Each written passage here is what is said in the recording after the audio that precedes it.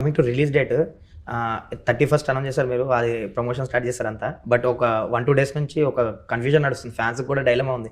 ఏం అర్థం కావట్లేదు అసలు 31st రిలీజా, ఫస్ట్ రిలీజా అని. బయటకేమో ఫస్ట్ అని వచ్చింది. బట్ మీరు అఫీషియల్‌గా ఏం చెప్పలేదు కానీ ఏంటి అసలు రిలీజ్ డేట్ ఏంటి? లైక్ అది 31st ఫ్రమ్ ఫస్ట్ షోస్ అని ఫస్ట్ షో సెకండ్ షో నుంచి ఓకే, ఈవినింగ్ షోస్ నుంచి స్టార్ట్ అయ్యి ఫస్ట్ రిలీజ్ ప్రాపర్ ఇంకా అంతే అట్లానే.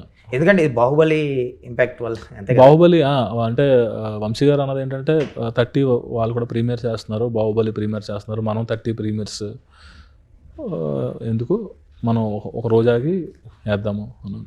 ఏ డెబ్యూటెంట్ డైరెక్టర్కైనా ఒక కాంపిటీషన్ లేకుండా ఫ్రీగా వస్తే బాగుండు, మన సినిమా ఎక్కువ వ్యూవర్షిప్ వస్తుంది కదా, ఎక్కువ చూస్తారు కదా, ఎగ్జైట్మెంట్ కానీ జనాలు అందరూ వస్తారు. బట్ ఇప్పుడు రాజమౌళి గారి బాహుబలి అంటే ఆయన ఏదో డిఫరెంట్ కట్ చేస్తారు. ఇప్పుడు మళ్ళీ అందరూ ఎగ్జైట్ అవుతున్నారు, సినిమా మూవీ లవర్స్ అందరూ కూడా. ఓ హైప్ ఉంది దానికి కూడా. ఏమైనా కొంచెం చిన్న నర్వస్ కానీ టెన్షన్ కానీ స్టార్ట్ అయిందా మీకు ఏదో డెబ్యూటెంట్గా? ఇప్పుడు ఆ పెద్ద సినిమాతో లేదంటే కాంపిటీషన్ లాగా అయిపోయింది కదా ఇప్పుడు.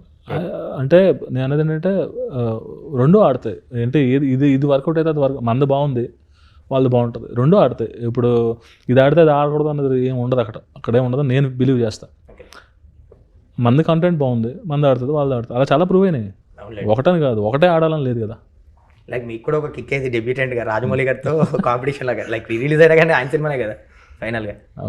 యాక్చువల్గా అంటే బాహుబలి రెండు ఎలా కలిపారు ఏంటన్నది చాలా మంది డిస్కస్ చేస్తున్నారు. నాకు ఇంట్రెస్ట్ ఉంది ఎట్లా కలిపారు, స్పెషల్ కట్ ఏంటని.